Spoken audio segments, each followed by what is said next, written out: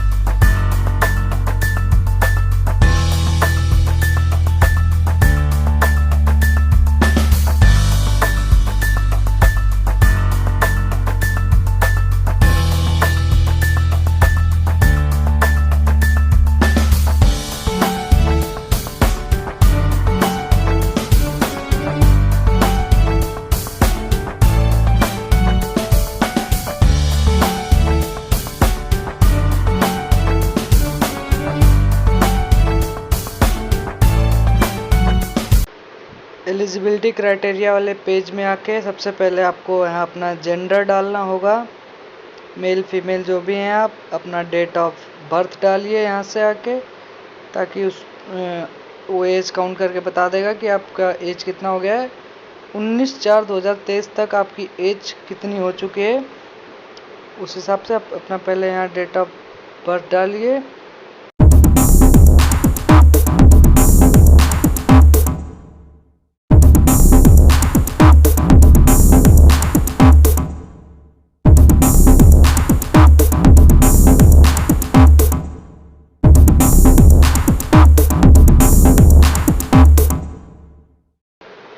यहाँ आपको अपनी कैटेगरी डालनी है कि आप किस कैटेगरी से आते हैं, ओबीसी हैं, एससी हैं या एसटी हैं, क्योंकि जनरल वालों के लिए पोस्ट नहीं है तो ये ओबीसी डाल दिया।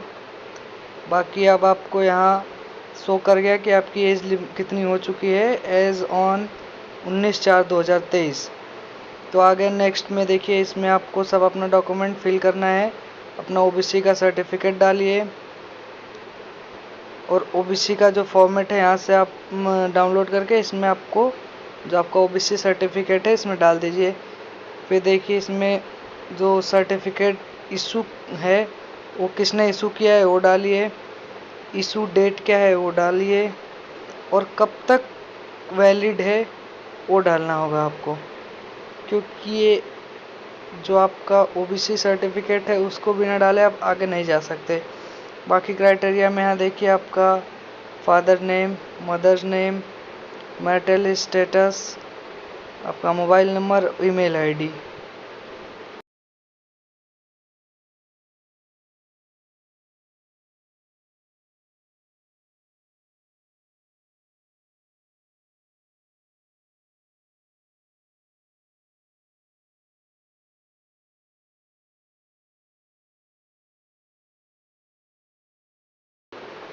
आपको यहाँ पे टेस्ट प्रेफरेंस सिटी डालनी पड़ेगी, जो कि 4 सिटी आपको डालनी है। तो आप इसमें से सेलेक्ट कर सकते हैं। ये पेपर सिर्फ और सिर्फ झारखंड में होगा, तो उस हिसाब से आप फॉर्म फिल करिएगा। अगर आप वहाँ जाके फॉर्म पेपर दे सकते हैं तो ये चारों में से आपको चारों सेलेक्ट करना होगा अपनी सुविधा के अनुसार। तो आइए इसको भी सेलेक्ट कर लेते हैं।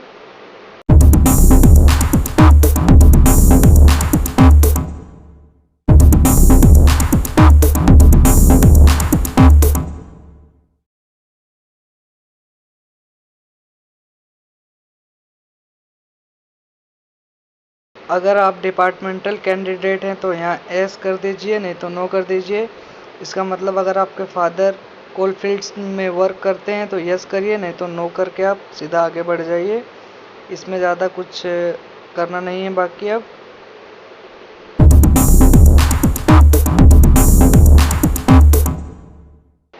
यहाँ से सेव एंड नेक्स्ट करेंगे तो आपको अगला पेज खुलेगा जिसमें आपको अपना कम्युनिकेशन एड्रेस फिल करना है।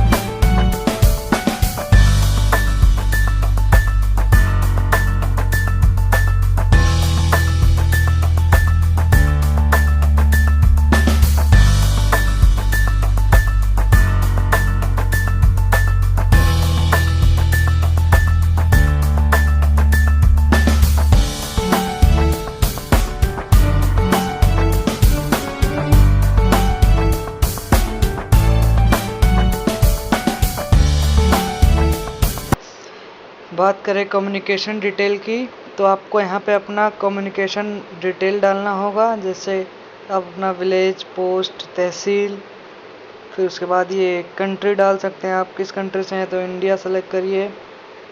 उसके बाद से ये स्टेट, आप किस स्टेट से बिलोंग करते हैं तो जैसा कि मैं अभी दिल्ली सेलेक्ट कर रहा हूँ, आप लोग जिस स्टेट से बिलोंग करते हैं वो स्टेट डालिए। स्टेट के बाद से अपना डिस्ट्रिक्ट सेलेक्ट करिए, आप किस डिस्ट्रिक्ट से बिलोंग करते हैं। स्टेट डालने के बाद से ये पेज खुल के आ जाएगा डिस्ट्रिक्ट वाला। जैसे कि अभी मैं दिल्ली का डाला हूँ तो साउथ वेस्ट दिल्ली डाल दीजिए, और उसके बाद अपना पोस्टल या पिन कोड डालिए, एरिया का पिन कोड। और अगर आपका परमानेंट एड्रेस सेम है तो उसको यस करके आप सेव एंड नेक्स्ट करके आगे जा सकते हैं। जैसे कि अगला पेज खुलेगा तो इसमें आपको अपना क्वालिफिकेशन डिटेल देना होगा। तो सबसे पहले क्वालिफिकेशन डिटेल में आपको 10th का आपको भरना पड़ेगा डिटेल कि आपने किस बोर्ड से किया है। तो मान लीजिए मैंने तो CBSE से किया है, तो CBSE बोर्ड डाल के पासिंग ईयर और मंथ डालना है। ये आपके मार्कशीट पे लिखा होगा, तो आप वहाँ से देख के इसको डाल सकते हैं कि कौन से ईयर में और कौन से मंथ में आपने पास किया हुआ है। तो जैसा कि मान लीजिए मैंने किया 13 मई में। उसके बाद से किस इंस्टीट्यूट से किया, मतलब अपने स्कूल का नाम डाल दीजिए सिंपली, इतना इसमें कुछ है नहीं। आप इसको स्कूल का नाम डाल के अपना आगे आपको सब्जेक्ट डालना होगा। तो 10th में तो आपका सारा सब्जेक्ट होता है, जैसे कि math, science, English, Hindi, social science. तो इसको आप सभी सब्जेक्ट का नाम भी लिख सकते हैं, या तो ऑल सब्जेक्ट करके भी आप आगे बढ़ सकते हैं। इसमें ज़्यादा कुछ प्रॉब्लम नहीं है। आप सब्जेक्ट का पूरा नाम लिख दीजिए, या तो सीधा ऑल करके आगे बढ़ सकते हैं फॉर्म में, इसमें कोई दिक्कत नहीं होगा फॉर्म में। और ये देखिए नेचर ऑफ कोर्स है आपका, कि आपने पार्ट टाइम से किया है, फुल टाइम किया है, कैसे किया है, मतलब आपने कोई लोग होते हैं फॉर्म भर देते हैं जैसे डिस्टेंस मोड जिसको बोलते हैं। तो मैंने तो फुल टाइम से किया है, तो फुल टाइम डालेंगे। उसके बाद से यहाँ अपना या तो अपने परसेंटेज लिया होगा या तो CGPA। तो जो CGPA वाले हैं अपना CGPA डालेंगे, और जो परसेंटेज वाले हैं वो परसेंटेज डालेंगे। तो मेरा परसेंटेज था 72%, तो मैं अपना नंबर डालूंगा और टोटल नंबर डाल दूंगा तो आ जाएगा 72। उसके बाद से आप 12th का भर सकते हैं, नहीं भी भर सकते हैं, ये मैंडेटरी नहीं है क्योंकि ये 10th लेवल की ही वैकेंसी है। हाँ, लेकिन इसके साथ आपको ITI डालना नेसेसरी है, क्योंकि ITI के बेस पे ही ये फॉर्म आया हुआ है। तो सबसे पहले आप ITI सेलेक्ट करिए कि आपने ITI किस फील्ड में किया। जो आप फॉर्म फिल करते समय टाइम आपने जो पोस्ट कोड डाला था उसी हिसाब से आपका ITI का डिटेल होना चाहिए। तो यहाँ ITI का डिटेल डालिए। उसके बाद से सीधा आपको ये सर्टिफिकेट का 3-4 पूछेगा कि आपने जो किया है उसमें यस डालिए। मान लीजिए मैंने माइनिंग वाला किया तो माइनिंग का यस डालेंगे। अगर आपने नो कर दिया तो आप एलिजिबल नहीं रहेंगे, क्योंकि ये आपसे पूछ रहा है कि आपके पास वैलिड सर्टिफिकेट है या नहीं। सिंपल इसका कहने का मतलब है तो किस डेट से किस डेट तक है और किसने इशू किया है। तो आपके जो सर्टिफिकेट मिला होगा उस पर साफ साफ लिखा होगा। तो ये मान लीजिए सर्टिफिकेट डेट, कुछ भी जो आपके सर्टिफिकेट पे वो डाल दीजिए। ये इशू बाई वहाँ पे आपके सर्टिफिकेट पे लिखा हुआ है। अभी मैं एग्जांपल के लिए कॉलेज डाल के आपको आगे बढ़ रहा हूँ।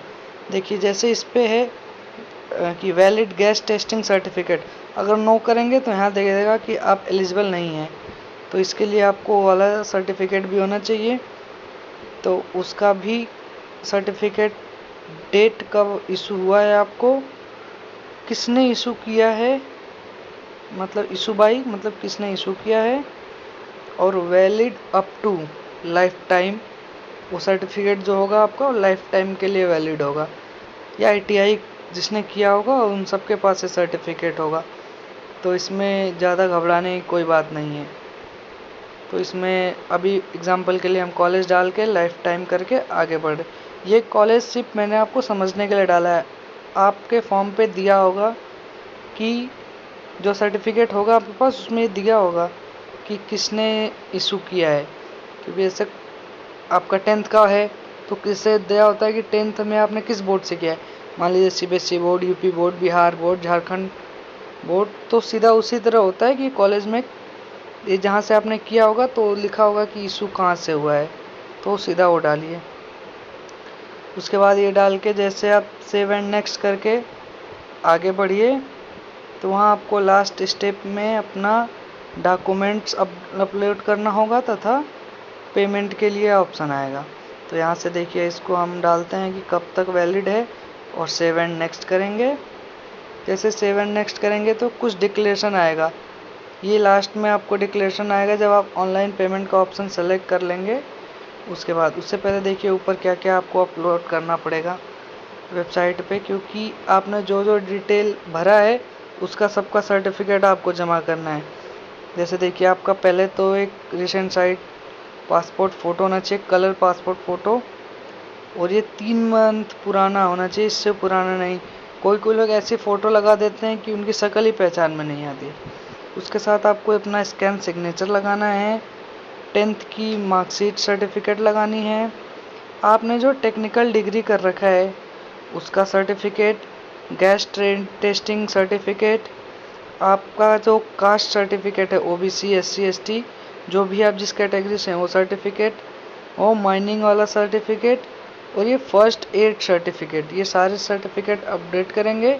उसके बाद आपका फ़ीस पेमेंट का आ जाएगा, तो आप यहाँ ऑनलाइन मोड से ओके करके और ये डिक्लेरेशन पे सभी डिक्लेरेशन के चेक बॉक्स पे क्लिक करेंगे।